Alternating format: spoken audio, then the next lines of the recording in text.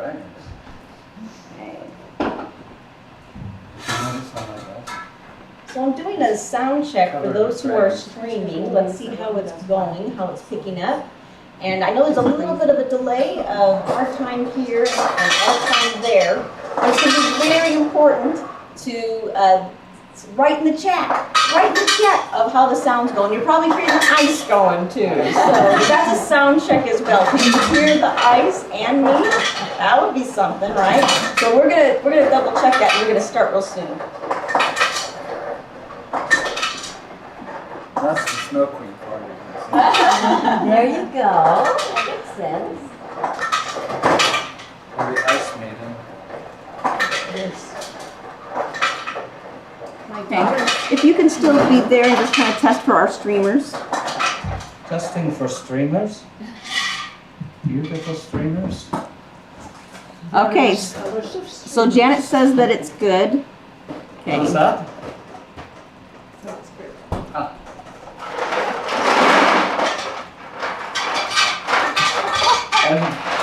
And ice. The Iceman cometh.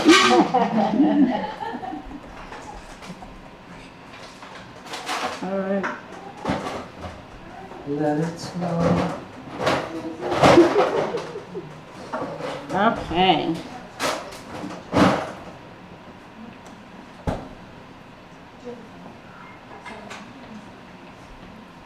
Okay. So we know it's coming through. It's going.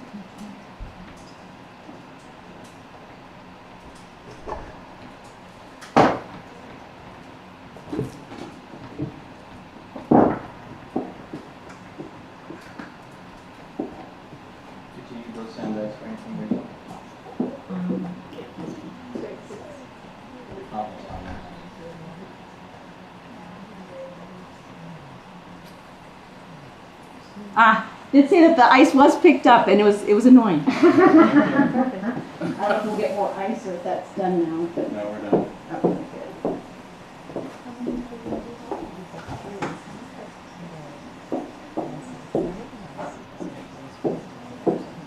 So did you two come together?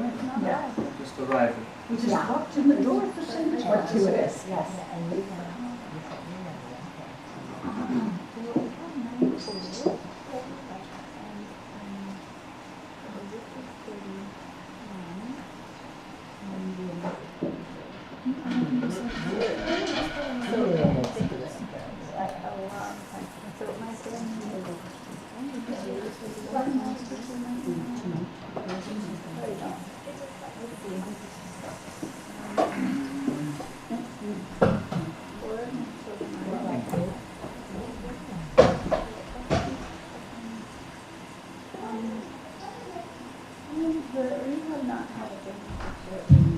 So as you can tell, we're getting settled in. We're excited about the streamers who found us. Congratulations. You clicked on that link and it worked out.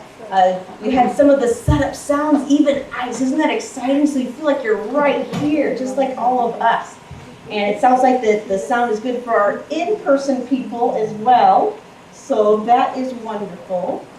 And I know that there'll be other families and people who come. On the later side, we'll just welcome them in and we can kind of point to those chairs like right over there and everything, and that will be great.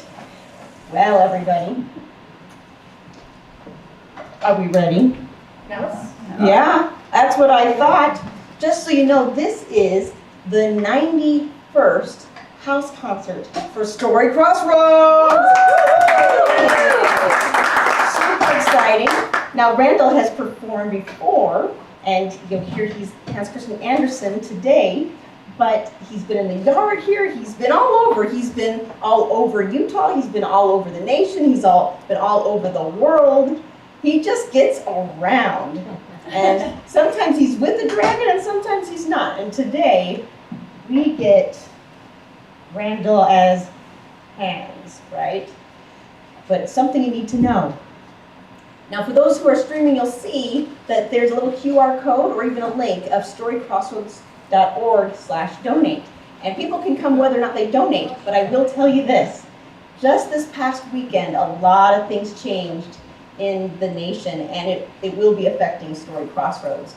So, just a heads up, there's been federal funding that has been cut, especially with the Utah Humanities, which gets their money from the National Endowment for the Humanities. We also are hearing reports with Utah legislature, even on a state level, of what's going to be given to the Utah Division of Arts Museums. And again, these are two big funders for us, which means, that affects us. It affects a lot of arts and humanities organizations. So, that being said, we welcome you here no matter what, whether or not you donate. But during this particular time, it does make a bigger difference, not just to us, not just to Randel McGee, not just to these other arts and humanities. I think it's for all of us that we need to make sure that we put that support with the arts and to let people know that this is needed. Just so you have an idea, and I don't usually say this, but only because it's never in our history been to this degree. There was a grant that we usually would apply for, and we've consistently gotten $8,000 for it. It doesn't exist now because the funding was cut. So we already know, and we're already making adaptations to work and make sure that we still have the high quality storytelling and adventures and opportunities as before. So just want to put out there, I don't usually do that. I usually kind of jump into it, but I want to put a special attention on the National Endowment for the Humanities, which connects to Utah Humanities, and the National Endowment for the Arts, which greatly affects the Utah Division of Arts and Museums. And we have many great funders, but right now those are the ones being affected the most. And then Creative West is a regional one that also gets money from the NEA, and they don't know how it's gonna shake out yet themselves. So we're just learning and growing with this. We got through 2020, we can get through this too, but I just wanted to make a special announcement, and then let's get to why we're here. So we're really grateful for the Jessup family to open up their home so that we can have this experience together. And we also, yes, round of applause for that, yes, we need that, yes. And then to be able to have, again, Randel McGee here, who is Hans Christian Andersen. Sometimes I go back and forth, is it Hans or Hans? Which one? Hands. Hans, okay. Because I sometimes go back and forth, but I knew if anyone knew, it was going to be him. Yeah. Yes. So, we are in for an amazing time together. Let us have a round of applause, great excitement for Randel McGee, but he's also Hans Christian Andersen. Mangatak, thank you very much. Good afternoon, or good evening. I am Hans Christian Andersen, but my friends all call me Hossi. That is my initials in Danish, HC. So, since we're here in a nice friendly situation, we're all friends, you can also call me Hossi. So, hello friends. Hello. There, we're already friends, are we not? And I know what some of you are thinking, oh, Andersen, yeah, is he not that one who writes all those fairy tales for children? Well, it's not quite true. I do write stories with fantastic adventures and talking animals or talking plants or even talking household objects. But the stories I write have deeper messages for the adults. And if the children want to listen, well, that's all the better for me. I sell more books. And so, tonight, I want to share with you some of my stories. And many times as I tell stories, I will take paper and scissors, and I will make a little design to go along with my stories, a papier clip as we call it. And so, tonight we will hear a few of my stories, beginning with one that's the most incredible thing that you've probably ever heard.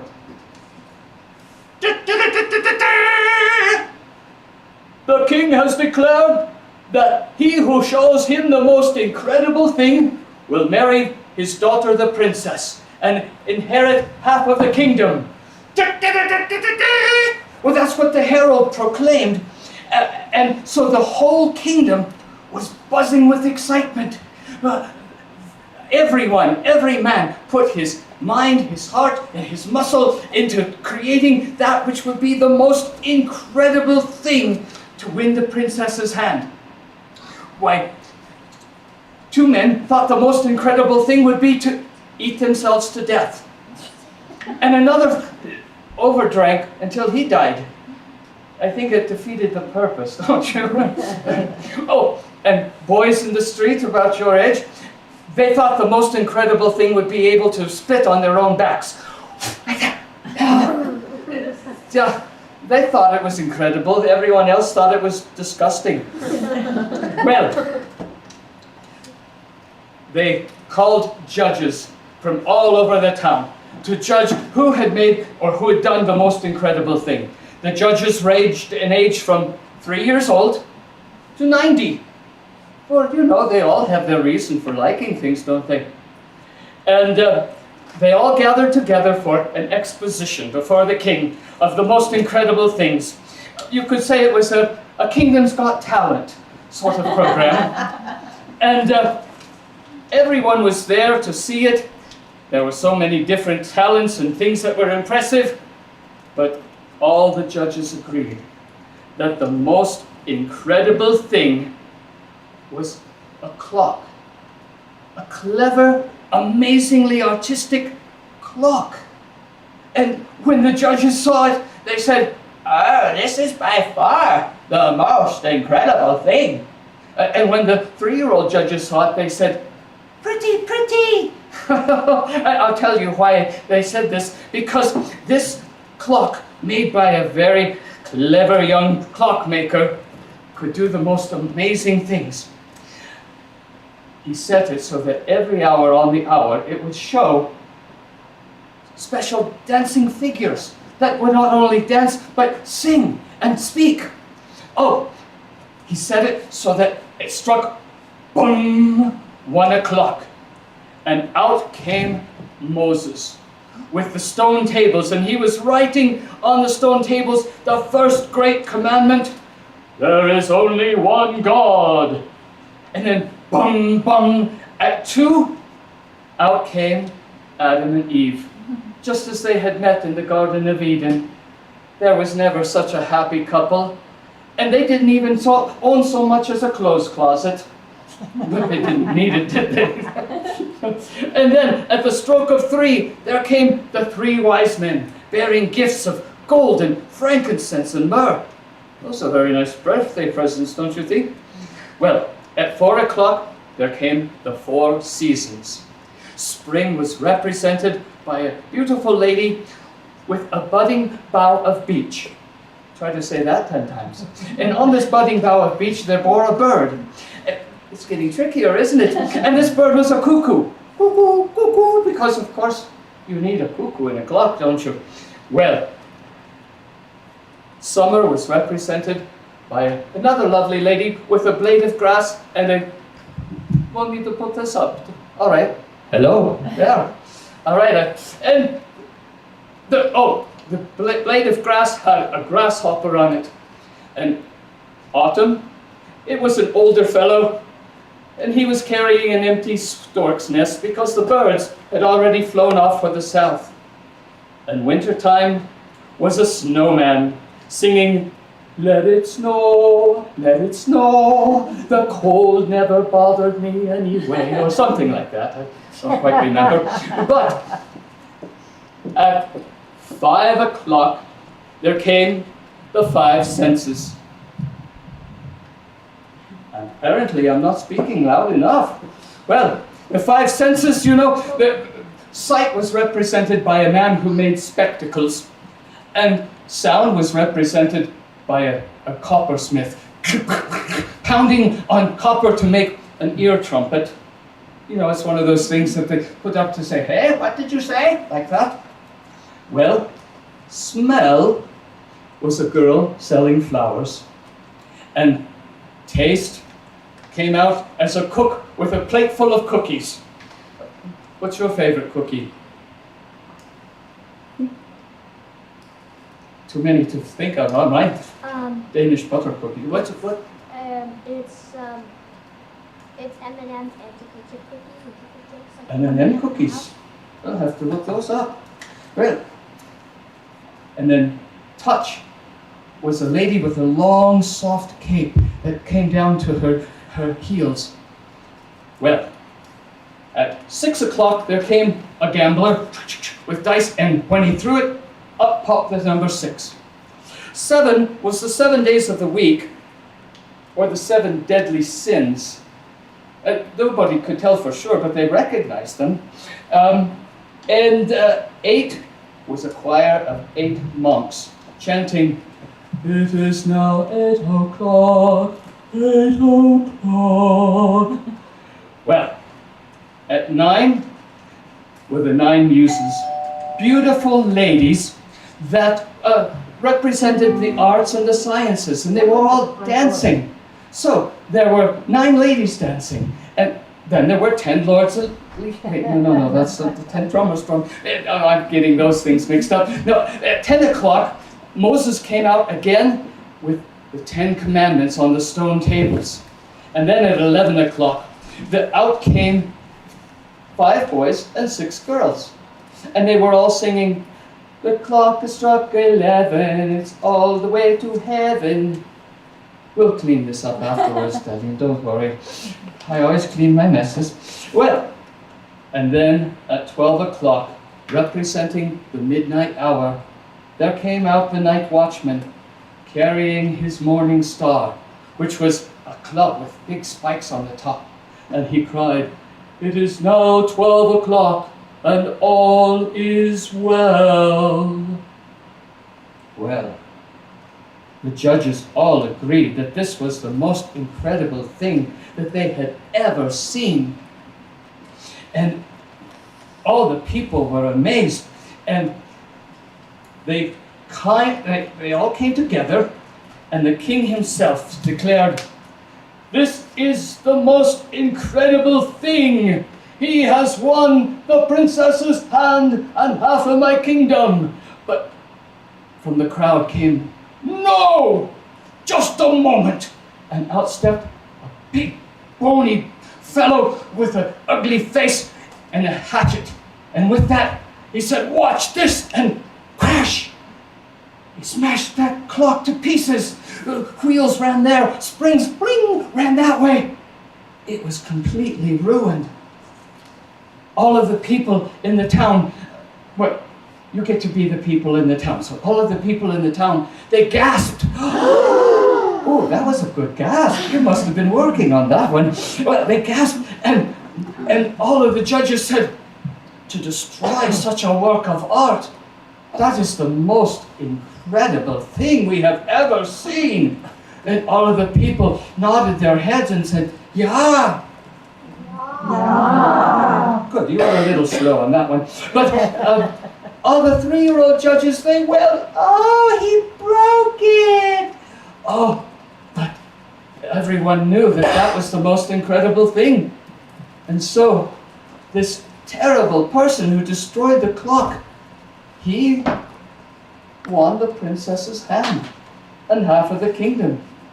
For you see, a decree is a law, even if it is a most incredible kind of decree. And so, the princess, she wasn't happy with this at all, but she was doing the best she could. She was wearing her prettiest clothes and tried to make the best of it. And all the town was so sad. But they sounded the trumpets, and they all walked over to the church to perform the royal wedding. The ladies sang in procession around the new bride, and the lords sang in procession with that terrible, bragging swagger, walking around and strutting like he hadn't a care in the world. Well, they came into the church, and everyone was so sad, but all of a sudden, there was a crashing sound at the door. Boom! The door burst open, and in came the clock. Once again, it was as if by magic it had all come back together. It had a strange magic glow about it. All the people were surprised. They also gasped again. Like that. The terrible man was so surprised also.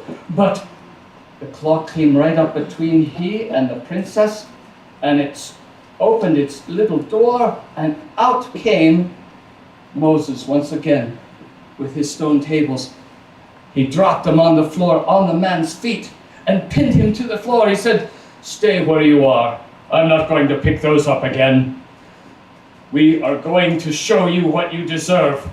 And with that, each different figure came out. Out came Adam and Eve. Out came they were now wearing fig leaves. Out came the three kings and the four seasons.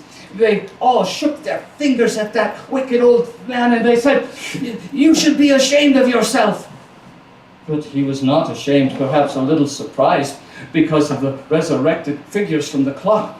But he was still very haughty and proud.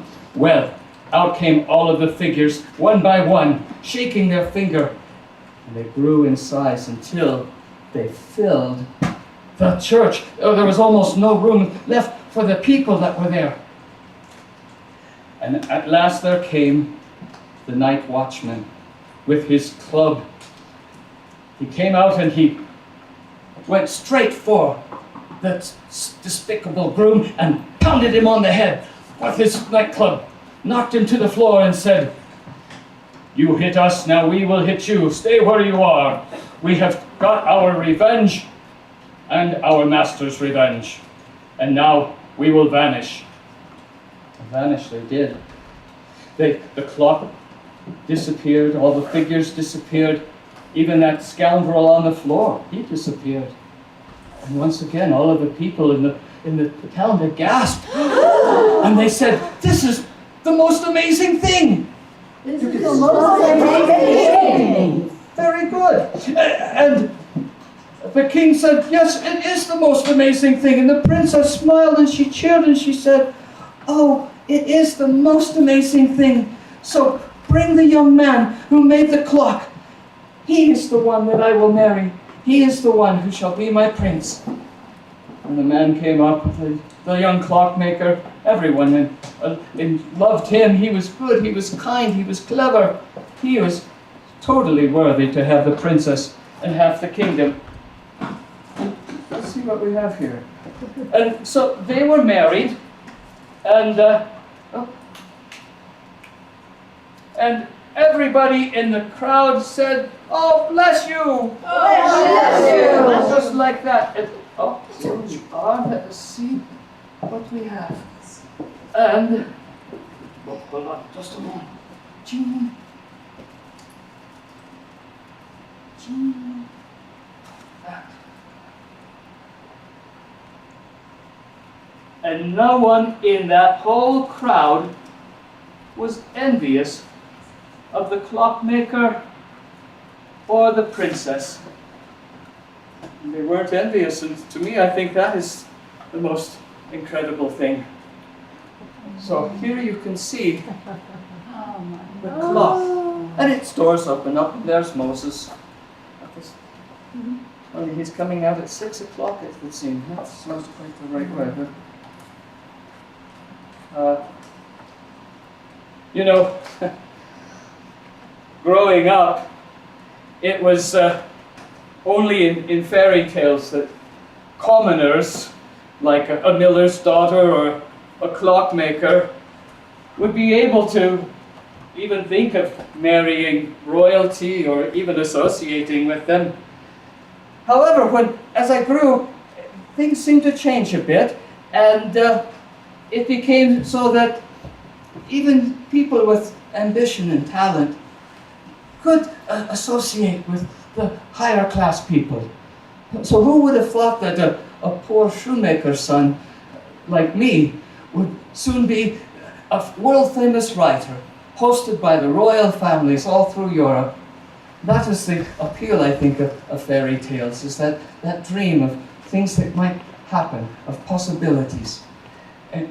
And that comes with another story. Of course, it reminds me of a story. Just a moment.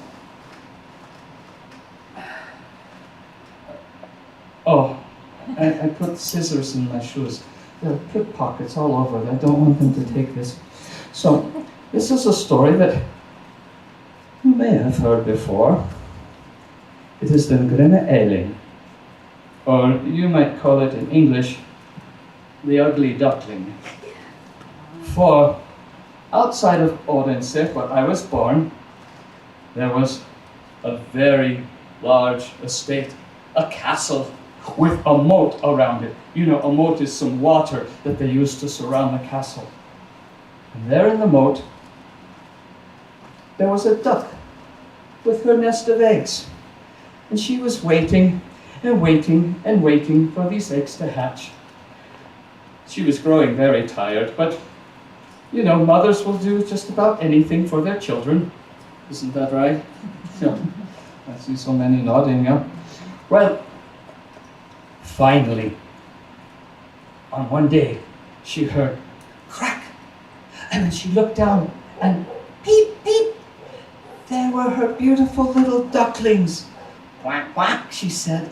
Peep, peep, they answered back, for they hadn't learned how to quack yet. And she thought, oh, good, what beautiful little ducklings. Now I can get up off of my nest and teach them to swim. And as she got up, she goes, oh no, there is still one left, a very big egg that hasn't hatched. Well, I'll have to see how long it takes for this one to hatch. And so she sat back down on the egg, and the little ducklings swam in the moat around her. Well, along came one of the old ducks from a nearby pond. And the old duck said, hello, how is it going? Mother duck said, oh, things are going very well. My ducklings have hatched, and they are so beautiful. Look how fluffy and yellow they are. They remind me of their father. The cad, he hasn't come to see me since I laid my eggs. Well, let me take a look at that egg that you're sitting on. And so the mother duck sat up so that the old duck could see. And the old duck said, oh, it is very big. Take it from me, it is probably a turkey egg. Yeah, that happened to me one time. I had a turkey egg in my nest, and when it hatched, it was nothing but trouble. Yes, you see, turkeys don't like water at all. I pushed it in the water, and it cried, and it flapped about. Now, it's a turkey egg. You should leave it and just take care of your other children. Well, I've sat on it this long, said the mother duck. I'll see if I can't hatch it soon. Well, suit yourself, said the old duck, and off she waddled. Well, she sat and sat and sat, and after another day or so, she felt a crack. And then out popped the biggest duckling she had ever seen. Quack, quack, she said. Ha, ha, said this little duckling. Oh, she said, this is a big duckling. Perhaps it is a turkey. I'll soon find out. And so she pushed it into the water. But it wasn't a turkey. It didn't sink. In fact, it took to the water like a duck to the water. In fact, it swam beautifully. It swam better than all of its little brothers and sisters. It was swimming circles around them, gliding gently along on top of the water. And the mother duck said, wow, he may be big, but look how well he swims. Come, my ducklings, she said, let us go to the duckyard so I might show you off to all of my friends. And so they did. They went out to the duckyard. And as they come up, the mother duck said, oh, you see this big duck over here with the red ribbon around her neck? She is the farmer's favorite. That's why she's wearing the red ribbon. So be sure to be very polite. Now, get in the line. I want all my ducks in a row. Yes, like that. And so they all got in a row, and she said, now, I want you to duck your head. No, you already have duck heads. So bow your head and say quack when we pass by. So that's what they did as they passed by this special duck with the red ribbon. Quack, quack, quack. The old duck nodded her head and then, oh, what an ugly duckling, said the old duck. And just then one of the drakes, one of the other male ducks, ran forward and pecked it on the head.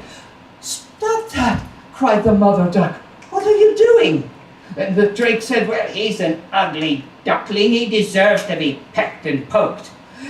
He may not be as pretty as the other ducklings, but he is a good swimmer and he's good at heart, so don't peck on him. "I'll do what I want," Said the old drake and pecked it once again for good measure. Well, the poor duckling was very hurt by that, and the mother duck, didn't know what else to say, but the ducklings played with all the other ducks, while the ugly duckling just tried to avoid being pecked by some of the other animals there in the farmyard. He was very sad, and it came after several days of being pecked on that even his own siblings were being rude to him. They would say, "Oh, I wish the cat would get you. Here, kitty, kitty, kitty." "How's that for a brother or sister, huh?" I see some of you are smiling. Maybe you've done that too. No, something, never mind. Well, and his own mother after a few days would say, "Don't you think you'd be better over there by the gate by yourself and not here with the rest of us?" Well, with no one to care for him, the ugly duckling decided it was time for him to leave, and so he did. Jumped the fence and ran through the fields and the forests until he came to a pond. There he sat among the reeds, trying to hide away from everyone. And a couple of drakes, boy ducks, they flew over to him and they said, "Oh, hello there, friend. How are you? Oh, you're an ugly-looking fellow, aren't you? Hey, we are going over to another pond nearby. There are some pretty duck hens over there, and if you come with us, they'll think we look all the more handsome because you're so ugly." Isn't that an invitation? I've heard that a couple of times, actually. But, anyway, I digress. And so the two drakes, they started to take off from the pond, and bang, bang! Shots rang out. For the pond had been surrounded by hunters looking for ducks. And just then, splash, splash, splash, the bird dogs came splashing through the shallow part of the lake to pick up the dead ducks. One of the bird dogs came right up to the ugly duckling, bared its teeth and growled, "Arr!" Looked at the duckling, wrinkled up his nose, and then kept right on going. "Oh, thank goodness," said our ugly duckling. "I'm so ugly that even the dogs don't want me." He waited until the next morning when all was quiet, and then again he took off, wandering through the forest. At night, the wind started to pick up. A terrible storm started to blow, and he found an old shack, a little home. It was so rumble-tumble that it looked like it would fall over, but it didn't know which way to fall, and that was the only reason it was still standing up. And the duckling found that the door was open so that he could squeeze right into this little shack, this little house. And inside, there was an old woman. She could barely see, and she had a cat that could purr and arch its back. And if you stroked it the wrong way, it would make little sparks. And she also had a hen, and the hen laid for her 1 egg each day, and the old woman loved that hen as if it were her own child. The old woman saw this bird that had come in, and she goes, "Oh goody, it looks like a duck. Now I can have duck eggs along with my hen eggs. Unless it's a drake. Well, we'll try it out for a little while anyway." And so, for a little while anyway, that ugly duckling had a place to stay and some food to eat, but it was still a miserable time, for the hen and the cat would always pick on it and tease it, call it names, and after several days, the hen said, "So, when are you going to lay an egg?" "I can't lay an egg," said the ugly duckling. "I'm a boy." "Then what good are you?" said the cat. "Can you purr? Can you arch your back? Can you make sparks?" "No, but I can swim." "Oh, water," said the cat. "I hate water. That's disgusting. And the hen said, so what good are you if you can't lay eggs or purr? Well, I can do something else, you just don't understand me. Well, if we don't understand you, who will? And the cat said, you should not be so conceited. You should be thankful to be in such a beautiful house with such great company as us. The hen said, yeah, I tell you to your face, you are foolish. And I'm telling you this for your own good, because only someone who knows your best will tell you those sorts of things. I heard that too when I was growing up. And anyway, the duckling said, well, I'm not staying here any longer. I'm leaving. And so it left and again went out through the forest and through the fields. By this time, the trees were starting to change color and the skies were getting dark. It found a marsh and hid among the reeds of the marsh. And as it hid there, it saw 3 white birds gliding on the top of the water. They were the most beautiful birds this ugly duckling had ever seen. They were snow white with long, graceful necks, and it looked like they were wearing little black masks that made them look all the more beautiful and mysterious. Oh, he thought, they are so lovely. I wish I could go talk to them, but I'm sure that they would reject me because I'm so ugly. And the 3 birds that you and I would call swans, they spread out their wings and they took off into the sky, heading south for the winter to warmer lands and open fields and waters. Well, the ugly duckling nestled down into those reeds, and the winds blew and the cold days came. It was so cold that the ugly duckling spent all day and all night swimming around in a circle to keep the water from freezing around him. But one night he was so tired he drifted off to sleep, and when he awoke in the morning he was frozen fast in the water of the marsh. Well, later that day, a farmer happened to be walking by and saw this duckling there in the water, and so he walked out. The water was hard enough for him to walk on, and so he cracked it with his wooden shoes and pulled the duck out, took it back to his farmhouse, and there he revived the duckling and gave it some food and something to eat. The farmer's children thought it would be a fun thing to play with, and they were so rough and so loud. The duckling was afraid that they were going to hurt him. And so it panicked. It started flapping its wings, running around the house. It crashed into a bucket of milk. And it splashed the milk all over the place and all over itself. It was dripping with milk. And then, as the farmer's wife was screaming and chasing it, it crashed into a bucket of butter. And it was covered all over with butter. Butter was spread all around the house. And then it fell into the flour barrel. Well, you can imagine the mess that it made with that flour. In fact, it looked like a duckling at the end. But the children laughed, the wife chased it, but the door was open. And so the duckling ran out into the forest and hid in the trees and bushes. I won't tell you the heartbreaking things that happened to our poor duckling through the winter as it faced a terribly cold winter in the forest all by itself, barely able to survive.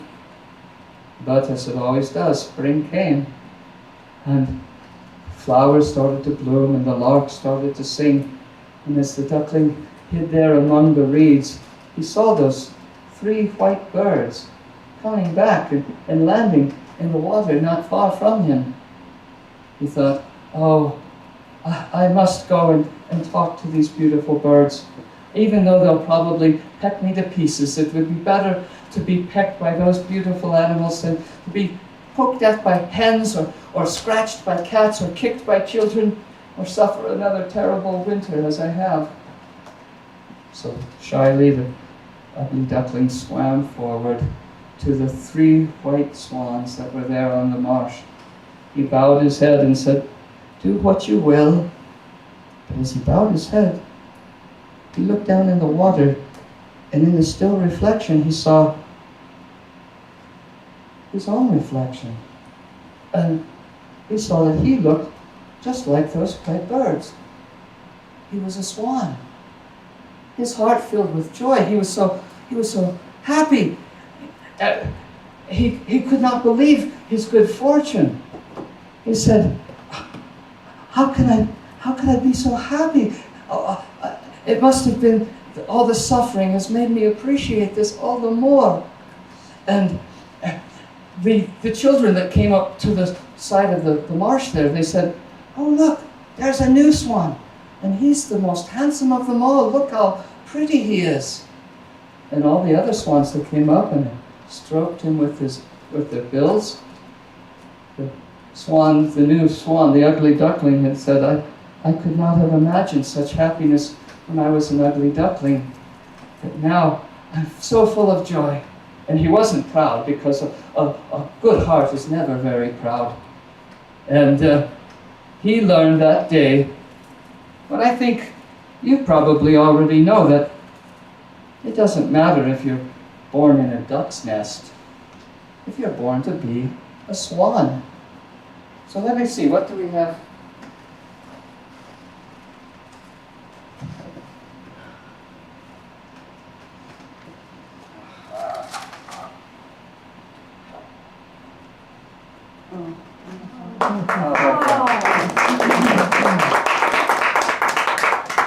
How did that get there? That is probably one of my most famous stories, and one that is close to my heart. You know,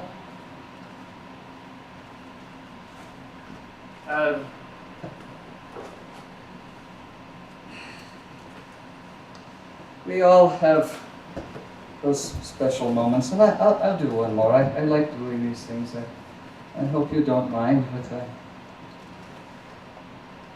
happiness and joy, suffering, it's all part of life, is it not? And this particular tale that I have gives life to something that you might not think of generally. You see, for me, I've always felt that everything had a tale to tell. Whether it was an ugly duckling, or a thistle, or a pair of scissors, or a piece of paper, they all have a story that they want to share. They're just waiting for someone to share it with. And so it is that I will tell you this story that I'd like to share with you today. It's De gamle Agathras Sitstodrom. Or in English you would say, the old oak tree's dream. For high on a hill above the ocean there sat an oak tree. It was the grandest tree of that forest. Its crown reached high above all of the other trees, the pines, the other oaks, the elms, the beech. And it was used as a landmark by the sailors and the ships that would pass by on the sea, coming into port. Well, the oak tree was 365 years old. That's very old, yeah, but for the oak tree, that span of years was the same as that many days for a human. For you see, the oak trees grow differently, age differently than we humans, of course. And so for the oak tree, that 365 years was just like a year to us. For the oak tree, its morning was spring, its afternoon was summer, and its evening was fall. And then winter time was when it would go to sleep. Just like we go to sleep at night, and it would dream just like we dream at night. On a summer's day, a beautiful warm summer's day, the oak tree stood in the sunshine with its leaves stretched out, and little mayflies would fly around. These are, I don't know if you have them around here, but they're little flies that just come out in the summertime, and they fly around and then they're gone. And so this little mayfly landed on one of the oak tree's leaves. The oak tree said, "Oh, poor little Mayfly, your life is so sad. Sad? Sad? Asked the Mayfly. Why do you say that? Well, said the oak tree, your life is only one day, and then it's over. Over? What does over mean? Will you also be over at the end of the day? Oh no, said the oak tree. My life lasts many, many thousands of your days. In fact, my day is like 1 year, which is so long you can't even comprehend it. Well, you say you have many days, thousands of days to live, but I have many thousands of moments in which I can be happy, in which I can sing and dance and fly around and be with my friends. So, will that be over when you are over? Oh, no, no, no, said the oak tree. You see, this world will stay as long as... I can't even imagine it.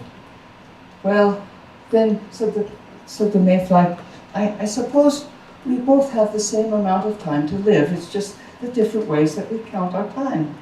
And off he flew. Goodbye, he said. And off he flew and danced in the air with his friends and smelled the smell of the flowers, the trees. Oh, it was a beautiful sunny day. And as the sun came to set in the sky, the happy little mayfly gently landed on the grass. Its wings were too tired to keep him up. It nodded its little head and fell into a peaceful, pleasant slumber, never to wake again. Poor little mayfly, said the old oak tree.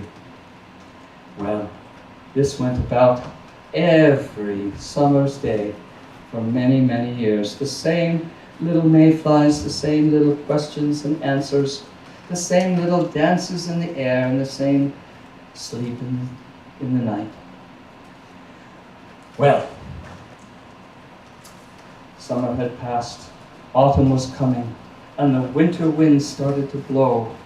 They were singing to the old oak tree, good night, it's time to sleep, time to rest with dreams so deep. We're taking off your daytime clothes, it's time for your winter repose. We're bringing blankets made of snow, it's off to sleep and dream you go. And the old oak tree went to sleep, to dream, just like you or I dream. And Christmas is already past, and Easter is yet to come. But, you know, they celebrate a similar sacred celebration. And so it was that at Holy Christmas time, the old oak tree had the most beautiful dream it had ever had. And I had the same dream. Yeah, that's how I can share it with you now. And the oak tree dreamed that it was an acorn on its mother's tree. And it fell to the ground, and suddenly it started to grow. And it was almost 400 years, and it had grown already into a huge, tall tree, a magnificent tree, bigger than all of the trees of the forest. The sailors out at sea in their ships would use that tree as a special landmark. The old oak tree didn't know that he was so important to these sailors, but isn't that the way it is usually, that we never really know how important we are to others? Well, the old oak tree was thinking about all the things that he had seen over the many years. And all his adventures seemed to pass before him as if in a parade. He saw knights and ladies on their horses riding through the forest. He heard dogs barking and hunting horns sounding like that. And he saw the hunters riding through the forests. Then there came soldiers with their shining armor, their spears and halberds, and they pitched their tents underneath the tree's protective boughs. Soon he saw sweethearts coming and sitting on the roots underneath his boughs, and they would carve their initials in his gray-green bark, and it didn't hurt too much. Well, then he saw at one time some travelers coming by with wind chimes that they hung on his boughs. And there they were again. He could hear them ringing in the breeze. And he thought, oh, this is so wonderful. These are all the things that I have seen. These are all the experiences that I've had through my wonderful long life. But something happened just then. He felt a strange sense of energy flowing through from his tiniest roots to his highest leaves. And he felt himself growing stronger. He felt himself growing taller, so tall that he was taller than the clouds above, reaching up for the bright, warm sunshine. He looked down, and he was above the clouds. He could even see that he was higher than the high-flying swans, one of which had been an ugly duckling in the story before us. Oh, he thought, this is wonderful. I'm reaching up to the glory of the sun. But where are all of my friends? Where are all the trees, the flowers, and the bushes that I've known through my life? And he looked down, and they were all stretching up towards the light of the sun. They were all growing and stretching. Oh, he said, this is wonderful. And some of them were even bursting forth from the ground, their roots free so they could fly even higher. The old oak tree said, oh, this is fantastic, but where are the little red flowers and the little bluebells, the daisies that grew around my feet? We are here, said the flowers. And there they were, flying all around him. Oh, how wonderful, he said. Oh, but I wish that my mother oak that bore my acorn could be here to experience this wonderful joy. I am here, she said. I am with you. She was up above him. She was already there waiting for him. Oh, this is wonderful, said the tree. This is so amazing. How is this blessedness conceivable and possible? And he heard a voice coming from above. In heaven are all things conceivable and possible. It was coming right from the sun. Well, as he was experiencing this marvelous dream, the old oak tree felt his roots pulling up out of the ground. And he said, oh, this is good, this is right, for now there is nothing that can hold me down. And his roots let go, and he soared up into the heavens towards the bright sun. Well, it was on this Christmas Eve that the oak tree had this dream that a terrible storm blew over land and sea, and the tree in its sleep was groaning and bending, and finally it fell over, its roots pulling out of the ground, just at the time when he dreamed that his roots were being pulled out in the dream. And so it was that the tree fell. His 365 years was just as a day is for a mayfly. The ships out at sea, in the morning they had weathered the storm, and they raised all their flags to celebrate the Christmas day. The sailors looked up and they said, oh, look, the old oak tree that we used for our landmark has fallen in the storm last night. It was the best landmark we had. He will surely be missed. Well, that was the oak tree's eulogy. It was brief but sincere. And on the ships at sea and in the churches around, the bells rang and hymns were sung. The people were celebrating the glorious Christmas season. And all the sailors at sea and the people in the churches were glorifying the Christmas season and the idea of salvation for all mankind and all being lifted up, just like the tree, to the glory of heaven. Well, let's see, this is the tree story. As it were, in a nutshell. And so the hour is getting late. I have shared with you some of my tales of beauty that cannot be destroyed and joy that follows suffering and glory that rises from earth to the heavens. So in this special time, this special season, I hope you'll linger your thoughts on these little fairy tales that I have shared with you today.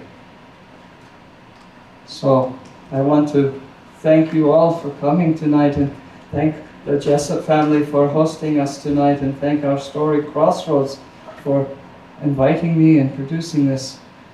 I wish you all a good night. Mangatak, thank you very much.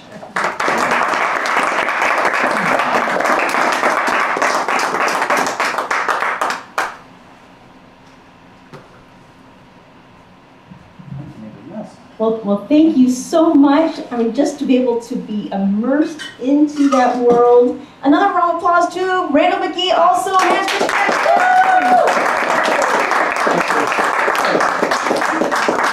And those who are streaming, thanks for being patient with me as I'm trying to work out the new camera. It has more possibilities than I thought, and so you experienced some of those. I'll get better, but I know the sound is coming through great. And of course, when you're in person, it's very, perfectly done, right? So I'll get there. But in the meantime, we appreciate so much. Again, that is storycrossroads.org/donate, and that way that helps Randel, but it also helps Story Crossroads. And what we're excited about is that because you heard these stories, you might explore more that was written by Hans Christian Andersen. I hope you do. Now, here's the thing. The people who are in person, they get these wonderful refreshments. These are homemade apple pies. Dutch apple pie. Dutch apple pies on purpose. Yeah. Now, here's the thing. If you're streaming, this is your moment that you need a treat, something. So wherever you are, I'm giving you permission, in case you don't give it to yourself, to go into the freezer, because that's probably where the greatest stuff is. But the freezer or the fridge or the pantry, something. You need something to treat yourself with. Now, the next thing. What is the next thing? Usually we would have a house concert every month, but May is so huge for us because of our Summit and Festival. It's our 10th. It's our 10th Summit and Festival, so it's May 5th through 8th.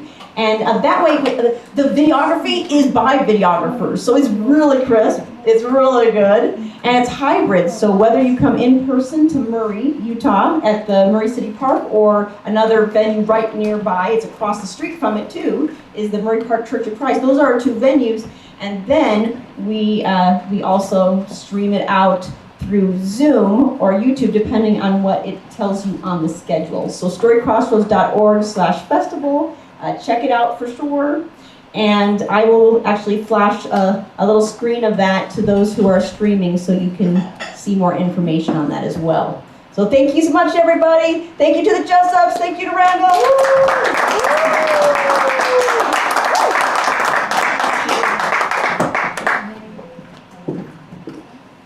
And let's give Rachel a hand for